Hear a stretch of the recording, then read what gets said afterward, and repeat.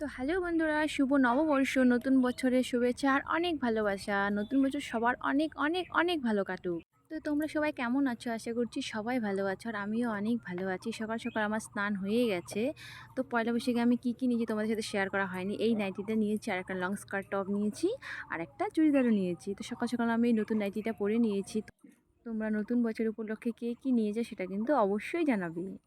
আর এই ভিডিওর মাধ্যমে তোমাদের সঙ্গে আমি একটা কথা শেয়ার করি, তোমরা যারা সাবস্ক্রাইব করে আনসাবস্ক্রাইব করে দাও, তোমরা যদি সাবস্ক্রাইব করো তো মন থেকেই করবে, কারণ সাবস্ক্রাইব করে আনসাবস্ক্রাইব করে দিলে এতটাই খারাপ লাগে যে বলে বোঝাতে পারবো না।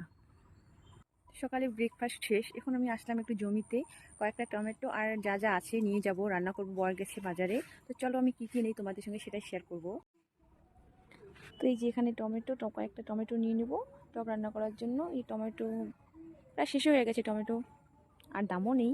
এই বেগুন গাছ, বেগুন ফলেছে, সব গাছেই ফলেনি, কিন্তু বেগুন কালকে নিয়ে গেছি, বেগুন আর নেবো না। আর এদিকে আছে যে মিষ্টি কুমড়ো, তো একটা মিষ্টি কুমড়ো নিয়ে যাব ঘ্যাট রান্না করার জন্য।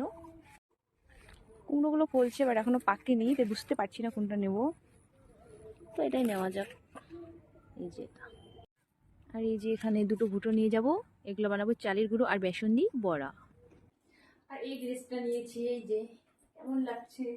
এখন যাব আমি আমার কাকা শ্বশুরের বাড়িতে, এটা করতে যাওয়া যাবে না, তাই শাড়ি পরে যাবো, তাই তোমাদেরকে দেখালাম কেমন লাগছে। আমি এত তাড়াতাড়ি রেডি হয়ে গেছি, তোমাদের সাথে শেয়ার করতেই পারলাম না।